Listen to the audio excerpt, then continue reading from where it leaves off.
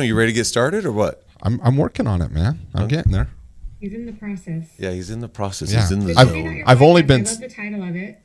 Oh, you do? I do. Another one. We've had this deep conversation about even changing the name. Very deep.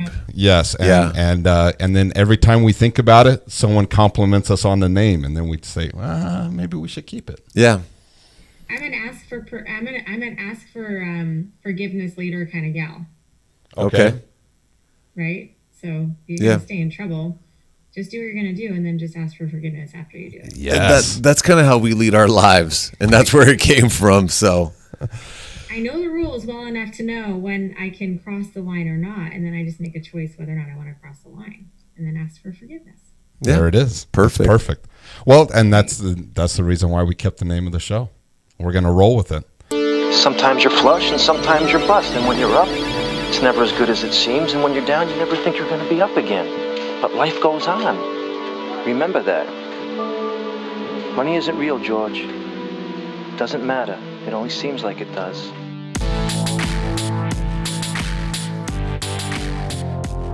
Anyways, welcome to another episode of Staying in Trouble. We're ready to go now. I'm Adam ready Short. now. Adam Short is here. I'm here. I'm ready. Eric Humes is here. We've got a phenomenal guest today. Joining us is a well-renowned and published financial advisor, Lisa Chastain. She's mostly known for her book and her huge and wonderful speaking engagements. Lisa is a Las Vegas native, grew up in one of the glorious parts of town, went to one of the glorious high schools here in the Las Vegas Valley. Just so you know. Oh, the anticipation's high now. Which high school? The one, the only. Are you ready for this? Don't say me. Don't tell me yours. Of course. man. Welcome to Cheyenne High School, Cheyenne. home of home of the Shields, brother. Is it? Oh yeah. All right. That's All what. right. That's what. So we had our mascot growing up was it was my friend. Did you know Brandy? Did you know the mascot? Yeah, and so she rode out on a horse and had a huge Native American shield, and that was our mascot was the Shields. The Desert Shields is what our mascot was, and so she would ride out as in Indian garb on a Like horse before the football games? Yeah, absolutely. I don't remember that at all. It was phenomenal. Looking back, we should have probably had a little bit more like, Indian and cowboy. Like if I would redo it again today, the production obviously would be a lot bigger. So Fireworks and yeah, absolutely. I know that's what's in my head. I'm like, I can't believe we didn't do that. Why didn't I come up with that before? So, yeah. So in all seriousness, we're here tonight. We're talking with Lisa. She's hopefully going to share kind of a little bit of her journey on. So right now we got COVID going on and everyone's starting school. Lisa does a lot of financial coaching, especially for women, a lot of single women, divorced women a lot of times. And I think it was obviously sage advice for anyone. And it's even sage advice for married couples because, and that's part of her story is how she came from having a regular corporate job to where now she's in a position to advise people on their finances. And growing up, back 20 years ago, the number one reason for divorce was actually finances. I'm pretty sure today it's still up there somewhere. Oh, I'm sure it is, along with infidelity and other things. Well, So yeah. Well, sometimes that leads from finances, right? it does. People get stressed out, and they're always looking for Yeah. different ways. So, Lisa, you want to tell us a little bit about your story on how your journey, when where you started in the corporate world, to how you came to help so many people and affect their financial lives. Sure. Well, Eric and I grew up in the same area back then in Las Vegas. The Las Vegas that we grew up in is not the same Las Vegas that we have today. I lived on a dirt road. Amen. There were horses all around me. Amen. I had, I don't even know how many square feet my home was growing up, but it was a pretty middle class home. My dad was a stagehand. He helped birth Siegfried and Roy from the Frontier to the Mirage. It's a pretty blue collar family. I was barefoot most of my childhood. Right? We lived on an acre, and I never knew, we never really went without. But also, there was a clear distinction between the life that I lived and then when I went to UNLV for the first time around collegiate kids, realizing that wow, we didn't grow up with a whole lot. I believe we made the best of it, and I think that our high school experience, we had a really amazing high school experience, but public school, Clark County School District, one of the largest districts today. It was humble. It was a humble beginning for me. And getting to college, my parents scraped by to get us all through college, which I'm super grateful for. I wasn't around money a whole lot, and also no one really spoke to me about having ambition. I was ambitious. I was a student leader. I was student body president. Not common in for women in my family, especially a lot of the women in my world were stay-at-home moms. So thinking about how to then not be a stay-at-home mom, I don't know. Was there a future for me going through college as a student leader? I started to grow and develop understanding world religions, world politics, and realize there's this huge world out there that we didn't grow up in, right, Eric? Yeah, no, absolutely. Like growing up in our part of town, same thing. Like horse country, I've been bucked off a couple horses, and when I tell people that I actually grew up on a There's the menagerie, explanation. yeah, There it is. I had goats growing up, we had chickens, we had geese. We grew up in a rural part of Northwest Las Vegas, and to see the Las Vegas that's a metropolitan, 2 million plus people, and is actually completely different from. So Adam grew up in another rural part of the backwoods, commonly known as Hendertucky. Yeah. Basic Basic is what high. we call it. Yeah. Right? And so Adam, and so he has a lot of stories about the same thing. So when I think about like going out, so same thing. My parents, my mom worked for the county her entire life for 30 years, and then had another job at a bank, and my stepdad was a greenskeeper, first at Las Vegas Muni, which is right across the street from Siegfried and Roy's house. So it was like not a big deal. It was like, oh yeah, that's Siegfried and Roy's house. Like we drive by it every day. And then then he, once Sun City opened, he moved up to Sun City. So, my stepdad drove the same 1979 Chevy Silverado stick shift, which I drove to a glorious first real job at Wendy's, which was the only fast food joint on our side of town, off of corner of Rancho and Craig Road, for those that are wondering. Still there. And so out there, I have a lot of sequences out there, and so Lisa and I grew up very similarly in those regards. Our generation, and we've talked about this before, like what parents talk about. My parents, like, I never knew how much my mom made. Even when I talk about going to college, my mom would not fill that paperwork out for scholarships because money was just something you just don't talk about. Yeah. And then I think I did wrangle eventually out of her, and she got upset because she's like, Eric, like I didn't qualify for financial aid. And she's like, well, I'm not paying a dime for your education. Yeah. So I was already out the door. So like, good luck, Right. And so, and I think that's how our parents' generation is like, hey, you go do what because at the time in this city, a lot of service jobs, you didn't require college. I worked, you talk about being in college. I worked at the Gold Coast where the Pro Cowboys call home, and I've shared some stories like that, where as a valet, it was a wonderful job. It honestly, so many fond memories. Yeah. A lot of us were all going to college at the same time, and that was normal. When I was going to UNLV, over 90% of the student body had full-time jobs.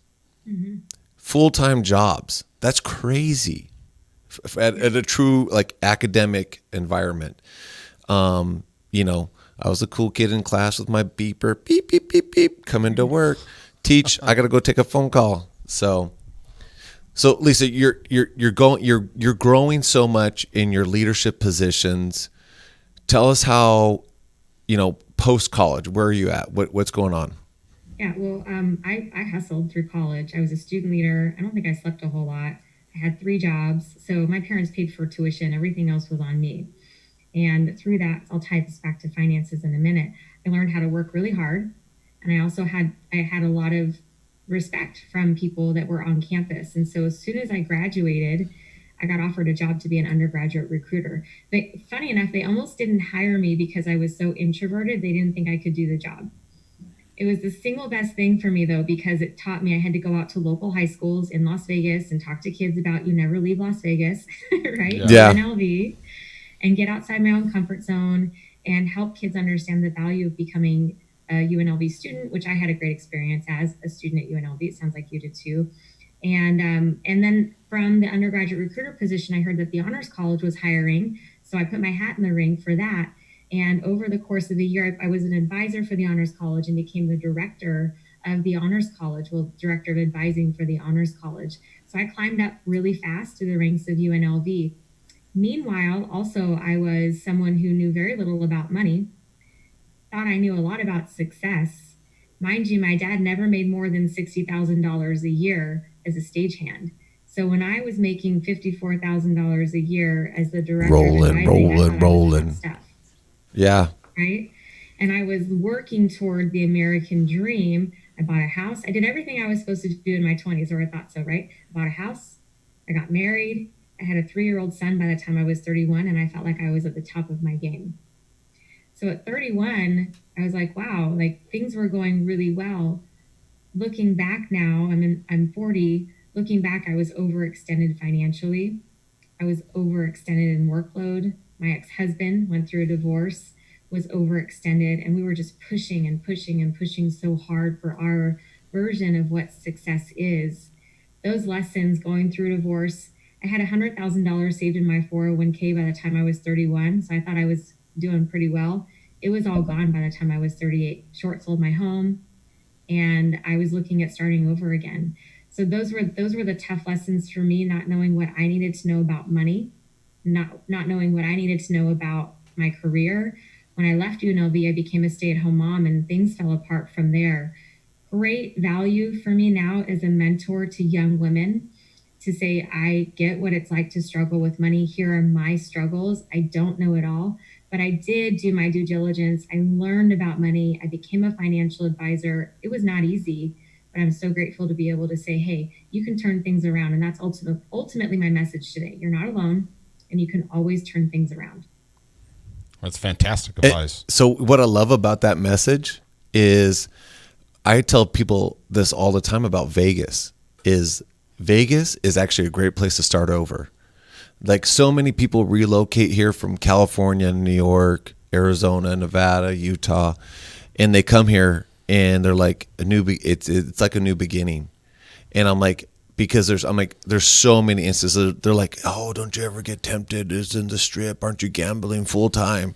I'm like, yeah, there are some professional gamblers. Yeah. And you can get sucked. So, just a little bearing of the soul. Like I had some family members who have, gambled away all their life savings, and because the town can do that, but it's not the town. It's the town just gives you the opportunity. For whatever reasons, there were some back end emotional reasons that they did that. And obviously there's addictions, any addiction you want in this town is available. Well, this town will pull out your weaknesses. Yeah. I mean, that's the difference between Las Vegas than any other city. I think, I haven't been to all of them in America, is that if you have a weakness, this town will exploit it and open it up and let you know exactly what that weakness is. But if you have strengths, you have a lot of opportunity to really grow here. Yeah. So it's like that, the darkest side, but also the lightest side all at the same time, Totally. Yeah. I totally agree with that, Adam. And so to hear your story, I think it resonates with a lot of people, Lisa, when you're like, now you're an accomplished author, you've been on book tours, you do a lot of mentoring, and so you get to see a lot of fruit of your labor. Whereas, it sounds like where you're now, you on Maslow's hierarchy, you feel that, you're at the top, you're getting a lot more of the top because you're getting a lot more feedback saying, hey, what you're doing is actually benefiting other people. And whereas it sounds like, and that's where you get into a track of, hey, I'm after success, And so let's roll that into COVID, because I think a lot of people are figuring this out right now. They're going, you know what? The same thing. I'm overstretched. You know what? Now that people had to stop, right? Even if they didn't want to, right? The brakes are put on. The government's like, you're not doing this. And people are like, hi, Yeah. Adam, I'm your spouse. We met like 18 years ago, right? Or you know what? I've been in this daily grind. Okay, the grind turned off for a second, and now all of a sudden you're like, it's like brakes. It's like brake pads on a brake rotor that's been gone on too long, and the brake, you pull those pads off, and you're like, oh, we should have changed these a long time ago because it's been grinding on that. And you know, the part about a brake pad, when it's been grinding, what happens to the rotor? What do you have to do to the rotor? You replace them. Yeah, you have to get rid of it. And yet, you have to put new pads on all the way around. You got to put new rotor on. And so, and I think that's part of your message, Lisa, is that, hey, I think we grew up. There's differences. Like, we had Coach Eric Nixick, who's one of the top UFC coaches right now. And he talks about being addicted to the grind because that's what brings success. But he even talked about, you know what? The grind for him started 10 years ago, and he's in a profession now where he wasn't, was it in he got there in 2009. So 11 years ago, he's been at this coach for the UFC. And I said, we asked him, like, what is it like to be coaching on the biggest stage globally in a sport where that's like fully highlighted? And some of the things he talked about was, because he didn't come from like a wrestling or UFC or even WWE background, right? And so now he's one of the top coaches for fighters.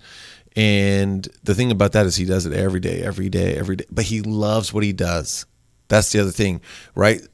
And I think that's the difference between, doing something that you really love. You talk about being in a space right now, Lisa, when you're like, hey, we were overextended. We thought we had attained success, and then in a matter of a little bit of time, it all burnt down, and you had to start over. And so that's what I think people need to understand is there's a difference between just waking up today going, today's going to be a great day. Yes, it's going to be 114 today. My AC works or it doesn't work, and I'm going to make it work. Life's going to happen today, and I'm going to enjoy what I'm doing. Well, see, and that's the thing I love about the name of your book. I love that. I feel like is that something you kind of told yourself at one point, listening to your story? Okay. Is that where you got the name? Is that where you got the name of the book? I'm sorry. No, you're okay. My inspiration behind the book was that I don't know any woman in particular who doesn't regularly look at themselves in the mirror and be like, man, I got to get my shit together. Yeah, right. Well, I actually say that a lot to myself too. Yeah, and it's the comparison game, and it's a lot of reasons, and that especially for successful people, we do a really good job of portraying that things are perfect, and Facebook is a highlight reel, right? There's all kinds of stuff that we project out that we're doing pretty good. But behind the scene, there's always something for us to work on. When it comes to money, going back to your thought, Eric, with COVID, is that you can hide a lot of problems when you're making money. Yeah. As long as money is coming in, yeah, you can hide behind that income. You can stash things. You can hide credit card debt, all of that. But when the income stops, everything else comes to the surface. So I believe that people are really having to take a hard look. And from some references that I have in the community, family attorneys are really busy right now because now people have slowed down. They're starting to look behind the brake pad and discover that what they had because money was coming in wasn't a fit, or that there's challenges now that they have to deal with that are really hard.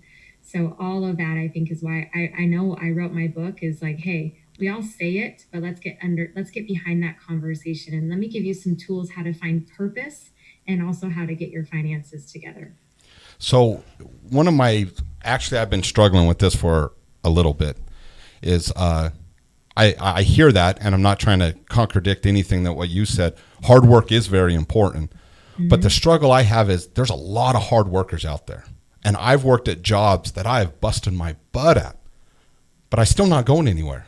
And that saying is, well, just work hard and you're going to find success. I don't know. I mean, so there's a little bit of hard work. There's always hard work. I'm not trying to sugarcoat that, but there's some knowledge that comes with it.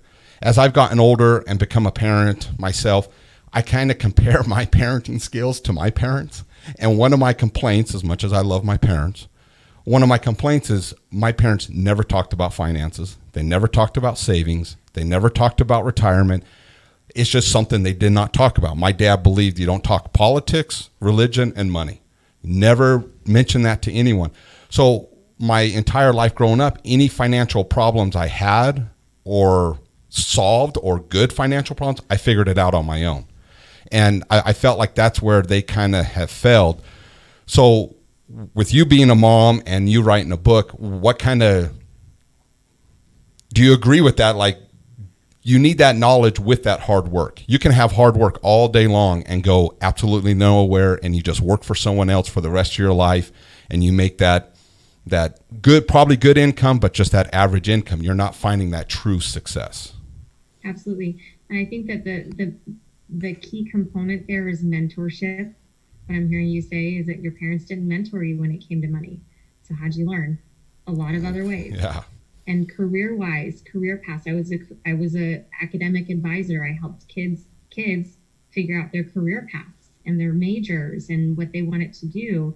And so with the combination of money and purpose, going back to that, hard work will only get you so far, I agree, because of our mindset. And it's mindset plus behaviors. That's a winning formula. We have to learn how to connect the two and understand what's limiting us. Mm-hmm. My dad taught me to be safe. He never went for leadership positions at work. He never wanted to be a boss. He wanted to clock in and clock out. He wanted it to be safe. And that's what he taught us. Be safe. Find a government job. Make sure you have benefits. And I never played it safe. So thinking about the title of your podcast, right? Like, that was never me playing it safe. Yeah. And I had to learn some hard lessons. When I found the right mentors, though, I was able to turn around and create new results. So yeah, work hard, but line up with the right people. And Eric, I know you do this so beautifully in your firm. I don't know if the two of you are connected in the firm, but no, Adam's a corporate plumber. He's a government plumber. Or what's your title? What do you call it? He's a manager. He's a plumbing manager for the government. You can fancy it up all you want. I'm just a plumber. That's all. That's all I am. So he is blue collar. Yeah. And yeah, and you and I both have blue collar, and Adam is blue collar. So he's our blue collar person on the podcast. I'm the knuckle dragger. Yeah. Yeah. And so, and I've been fortunate enough to be self-employed for almost 20 years, and it's been, all of the things is like just adverse, like even because my mom had always been conservative, like, she was at a government job for almost 30 years. I realized, and going back to even that valet position, right? It was a great job, but there was a ceiling. Like it doesn't matter how many cars we would park or how well we parked it and got it, like how fast. You're only going so far. Yeah. And that's when I realized that in college, I'm like, this is not the path I need to be on, because I need more self-actualization. And I know that I need to get paid for my performance. And so there's that. You know what I wanted to ask, going back to the family attorneys. So Lisa, are you saying there's a lot more divorce coming down the pike? And so, yeah. And so I know earlier you talked about mentoring young women. What are you doing to prepare for those women who are going to come out on this other side of COVID? And even I think it goes for both men and women, because I think there is a lot more, and I'm speaking as a man, it seems like there's more equality in the Las Vegas job market, meaning, we were in Utah yesterday, and we saw some landscapers that, like a whole crew of landscapers, they were all women cutting the grass. My wife's like, that's amazing, like full on, button down shirt, big brim hat, and they were cutting the lawn. running their own That is landscape not what I business. pictured at all. Well, I'm and then- sorry I took it there, but I apologize, Lisa. I can see a Las Vegas landscaper capitalizing huge on that. Yeah. Yeah. Sorry, my mind went the completely other way. I apologize. And then she grew up here. Come on. I know. Topless car washes. Yeah. That, I mean, Well, do you remember the bikini barbershop, the bikini? Yeah, and we had some class members who worked at that. So, oh yeah. and I might have to get them on the show and talk about that experience. She has no problem. Yvette has no problem talking about it. She's actually pretty proud on it. And so, but what are you doing to prepare? Because I talk about this all the time when I talk to couples. Actually, is like, we're kind of getting in that mid stage of life. We're in our 40s, and it's like, okay, I try to. I'm like, hey, what are you guys doing to prepare? It's like kind of like, hey, we're right here in midlife. Now we're like, hey, are you prepared for retirement? Are you, like in your 30s, and just like what happened in your own personal life, like you thought you were preparing, you thought you were ahead of the game, rolled the dice, and bang, it all went down the tube. And now you built it back up, and now you're building it back up. And now we're in midlife. And it's like, okay, what are we going to do? You talked about having a young child in your 30s. Adam is a father of like 10. What is? Dude. Oh. Every time that number grows. I know. It sounds better every time. No, it doesn't. It doesn't sound better to me. Okay, it's only 7. It's only 7. I have 7 children. And so I'm a glutton for punishment. Yeah. And so like when you're, we do talk about this COVID, like, we're jesting, tongue in cheek, hey, nice to meet you. And they're like, oh, because so many families get so busy, and now COVID hit, and they're like, okay, we're all together. Let's shake everyone's hand, give everyone hugs, like renew each other. And then a lot of times people are like, there's someone in my bed, and I really don't like to share my bed, or I want to go in a different direction. And so, which we've talked about that. There's probably going to be either more babies or more divorce. There's probably going to be both of those. So what are you doing to help prepare women who may have been stay-at-home moms? And I think it's even tough right now because in COVID, it isn't like there's an outpouring of jobs. It isn't like there's so many jobs out there that they can't fill them. No, employers are able to be a little bit choosier. Like we recently just hired a position.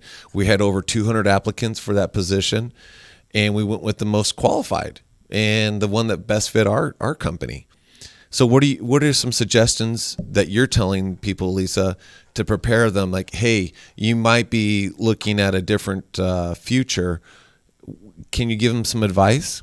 Give some of our listeners some advice? Sure. Well, for someone who's uncertain about their future, the best place to start is to make sure that you get into a conversation about vision versus survival. Wow. What's your vision? The goal is not to survive. Not to survive a divorce, not to survive your 7 kids, not to survive your job, right? Right. Your goal is to find something worth living for and then working toward that actively. We know divorce wreaks havoc financially on both men and women. It's not fun, but you can start over. But we don't start over from a place of scarcity, fear, or wanting to hurt or harm the other person involved or anyone, right? It's just saying, okay, come back to yourself. Think about what's important to you. How do we get you moving in that direction? And in your 40s, it's not too late. The average millionaire loses their millions 3 times and they make it back. So from that statistic, if a millionaire, what makes someone a millionaire? 80% of millionaires are self-made. They know the tools. They know how to make money, right? They aren't just lucky. So if you know how to make money, learn about money, educate yourself. I've got a very simple, easy, cheap online program. Start there. Start by educating yourself and start by working into a new vision for your life. You've got to learn how to let go of the past so that you have an opportunity to start over. Money comes and money goes. That doesn't define any one of us. And I work with women who are really attached to their former lifestyle. Let go of it. Let's create something new and maybe even better.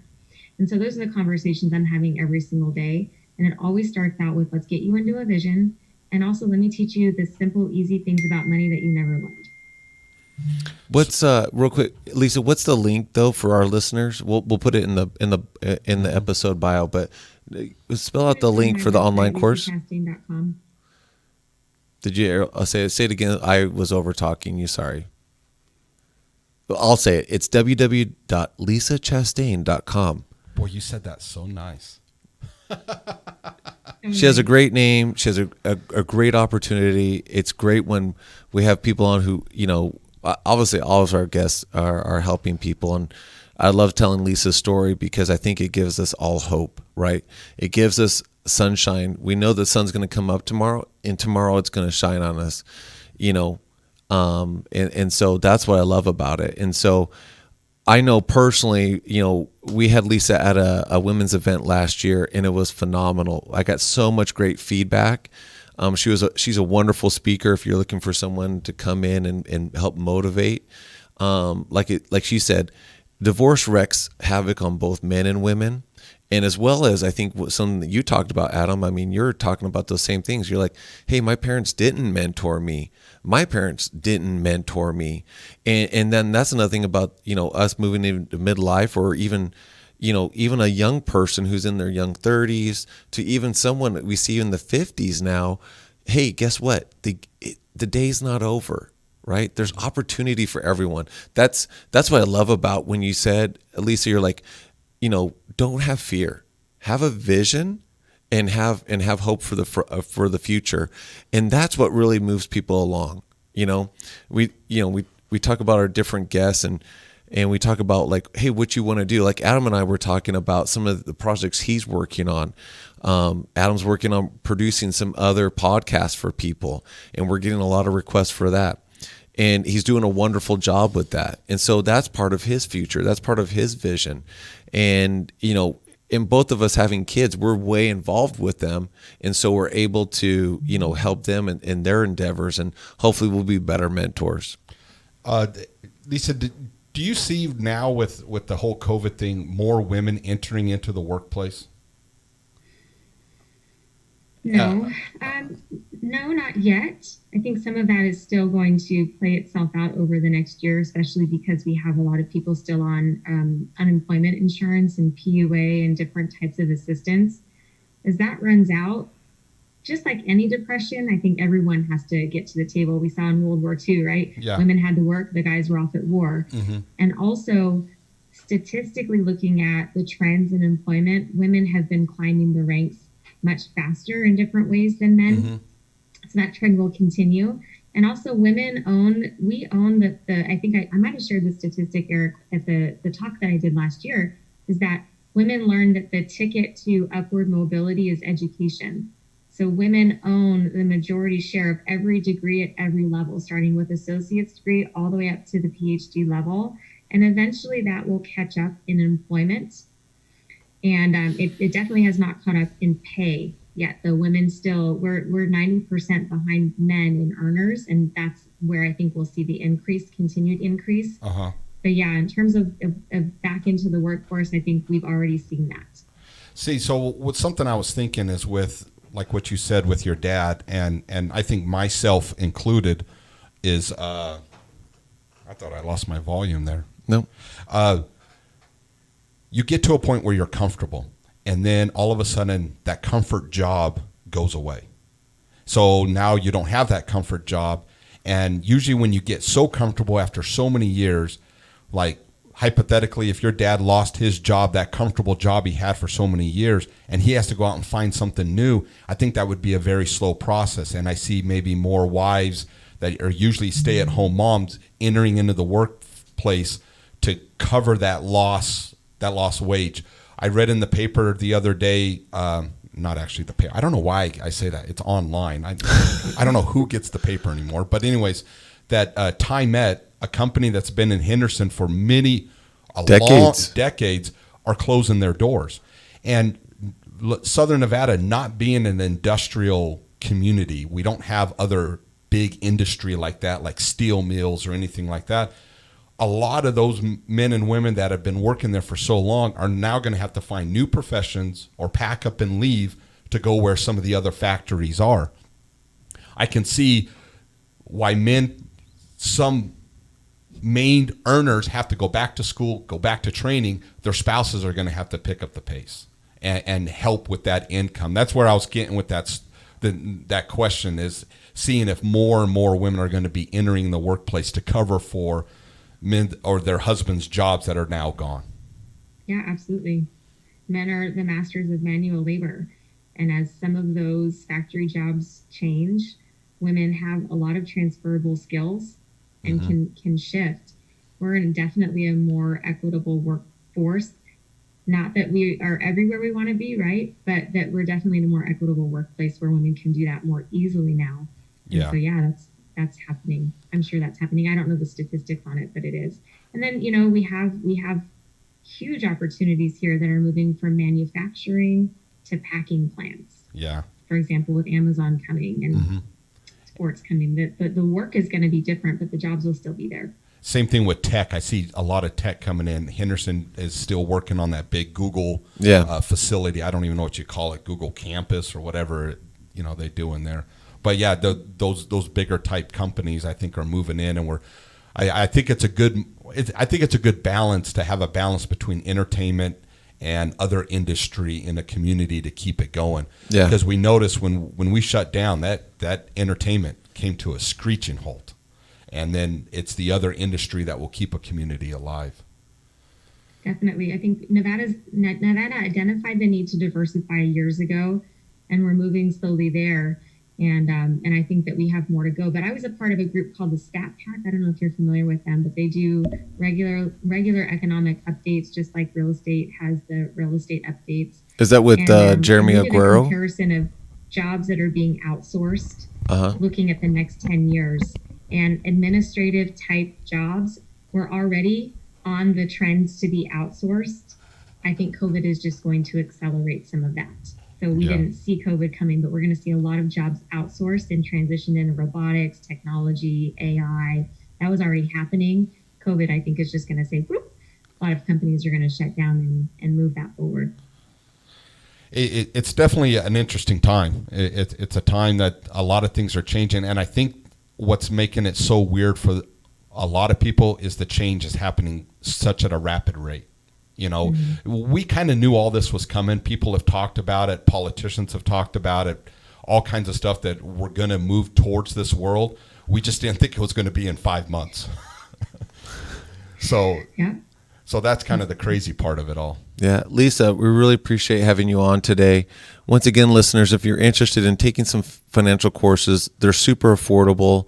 Are you doing Zoom classes as well? I know you used to do group lessons, so now she's doing Zoom group lessons. Is www.lisachastain.com. I can't plug Lisa enough. She's a great speaker, great friend, and we love having you on the show today, Lisa. Where can people get your book? It's available on Amazon. Okay, awesome. And the S is a $sign. Oh, yeah. so it's not really cussing. It's just like kind of cussing, right? Not technically. No, that's awesome. Wonderful. Then people need to go check out your book, and we'll put all those links in the bio and anything else. So that's awesome. Lisa, thank you so much. Awesome. Lisa, we'll talk to you soon. Thank you, Lisa.